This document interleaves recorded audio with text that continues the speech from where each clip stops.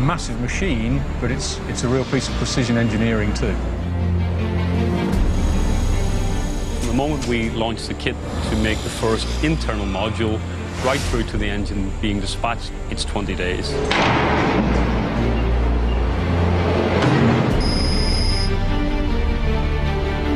The fan blade delivers 75% of the engine's thrust. It shifts about 1.2 tons of air per second when it's at full throttle.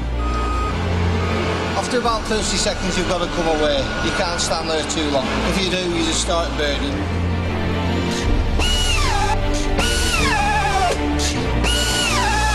Every bit of this is all put together by hand. We used to fit a bolt that was wrong. The aircraft was to come down. We run thousands of hours of testing. An explosive detonation releases the blade from the disc at max takeoff speed and fires it into the fan case. The engine is destroyed. Derby is Rolls-Royce. You mentioned Derby, everybody says Rolls-Royce. They do better well than I, better class than I. They don't need my voice. Morning. That's the inspection department, very friendly people there. It's a very tough competition with one of the most powerful and competitive companies in the world in General Electric.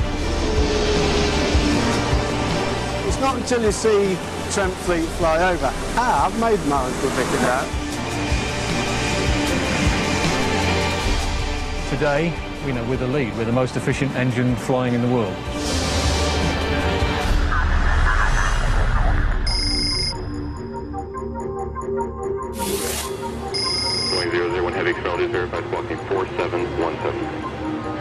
This is the Boeing 787 Dreamliner. Cap 35 crossway 11 to enter the ramp. Designed to be the most fuel-efficient jumbo jet ever, it's touted as the future of air travel. Even in sort of a grey Seattle day, that paint job is beautiful.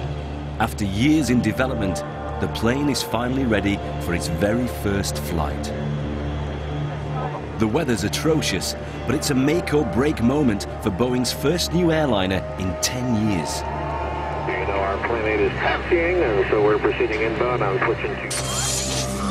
And no one's more gripped than these engineers watching live over the web in Derby. Because they have designed and built the plane's groundbreaking jet engines, using technology that'll save each plane £3 million a year in fuel. If the flight goes according to plan, Rolls-Royce could find themselves building the greenest, cleanest engine for many of the world's airlines and securing orders in a highly competitive industry. The engine includes some of the most advanced aviation technology the world has ever seen. This is the story of how a British company leads the world in building the most advanced jumbo jet engines, and of the people who build them.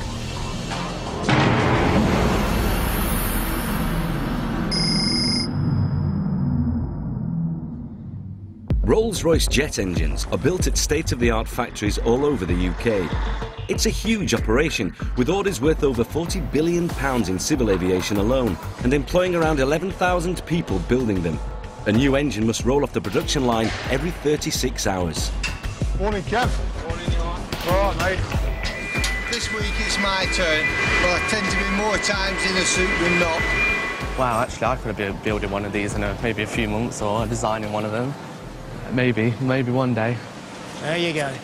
That's it. Look at that beauty. It's a work of art. Rolls-Royce's main assembly plant is a vast 300-acre complex of factory buildings in the southwest corner of Derby. The city has been home to Rolls-Royce for 100 years. And for many of the 250,000 people who live here, the company is a way of life, in work and play. They ensured me that they would arrive today. About 12 years ago, I joined the Rolls-Royce Ladies Choir. Start spreading the news. We rehearse every week on a Monday evening at the Rolls-Royce Leisure Association. It's a real enjoyable evening after a day at work.